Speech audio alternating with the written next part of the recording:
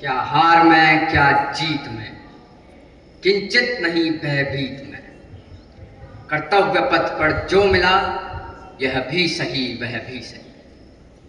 मैं अटल बिहारी वाजपेयी भारत की 10वीं लोकसभा में प्रस्तुत विश्वास मत पर हुई चर्चा के प्रत्युत्तर हेतु आप सबके सम्मुख उपस्थित हूं।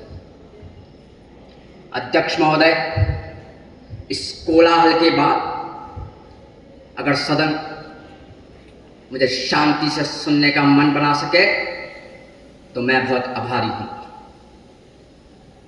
मेरे प्रस्ताव पर हुई चर्चा में जिन्होंने भाग लिया, मैं उन सबको धन्यवाद देना चाहता हूं।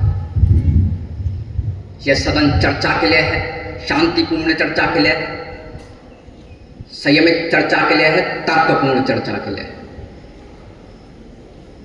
इस सदन में मैंने 40 साल गुजारे हैं। ऐसे क्षण बार बार आए हैं।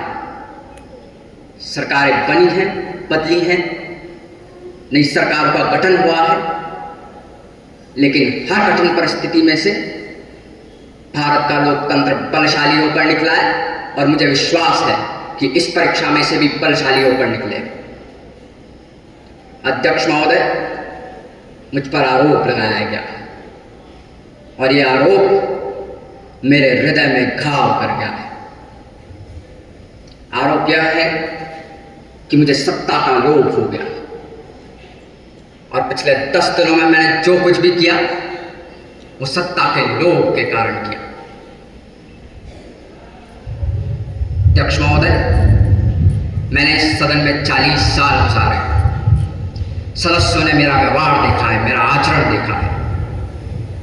कभी हम सत्ता के लोभ से कोई गलत काम करने के लिए तैयार नहीं हुए। बार बार इस चर्चा में एक सर्जना सुनाई दी है कि वाजपेयी तो अच्छा है मगर पार्टी ठीक नहीं। तो इस अच्छे वाजपेयी का क्या करने का इरादा रखते हैं?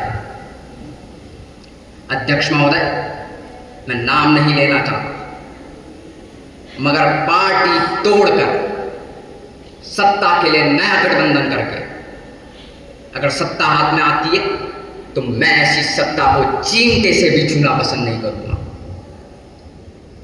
न भीतो मरणातस्मि केवलम दूषितो यश। भगवान राम ने कहा था कि मैं मृत्यु से नहीं डरता, डरता हूं तो बदनामी से डरता हूं, लोकापवाद से डरता हूं। 40 साल का मेरा राजनीतिक जीवन एक खुली किताब है। जब राष्ट्रपति ने मुझे बुलाया और सरकार बनाने के लिए बुलाया और कहा कि कल आपके मंत्रियों की शपथ विधि होनी चाहिए, 31 तारीख तक आपको अपना बहुमत सिद्ध करना है, तो क्या मैं मैदान छोड़कर चला जाता? मैं पलायन कर जाता? जिस जनता का हमने विश्वास अर्जित किया है, क्या उसकी अवज्ञा करता? मैंने कहा 31 तारीख तक का जो हमें समय दिया जा रहा है, मैं उसका सदुपयोग करूंगा। इसमें कौन सा सत्ता का लोभ है? अध्यक्ष महोदय,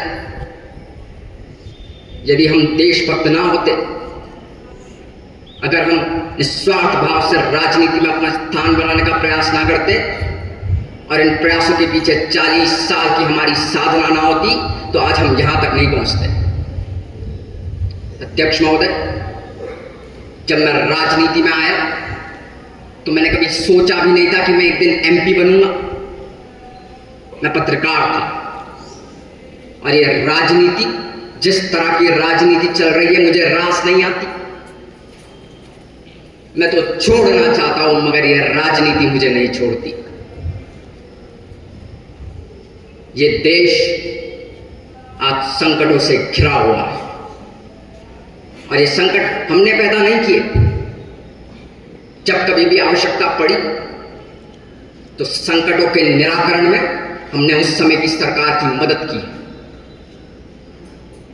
जब उस समय के प्रधानमंत्री नरसिम्हा राव जी ने भारत का पक्ष रखने के लिए मुझे विरोधी दल के नेता के नाते जनेवा भेजा, तो पाकिस्तानियों से देखकर चमत्कृत रह गए। उन्होंने कहा ये कहां से आए हैं? उनके यहां विरोधी दल का नेता ऐसे राष्ट्रीय कार्यों में भी सहयोग देने के लिए तैयार नहीं होता। वे हर जगह अपनी सरकार को गिराने के काम में लगा रहता है। यह हमारी परंपरा नहीं है, यह हमारी प्रकृति नहीं है। और मैं चाहता हूं कि यह परंपरा बनी रहे, यह प्रकृति बनी रहे। सत्ता का खेल तो चलेगा, सरकारें आएंगी जाएंगी, पार्टियां बनेंगी बिगड़ेंगी, मगर यह देश रहना चाहिए, इस देश का लोकतंत्र अमर रहना चाहिए।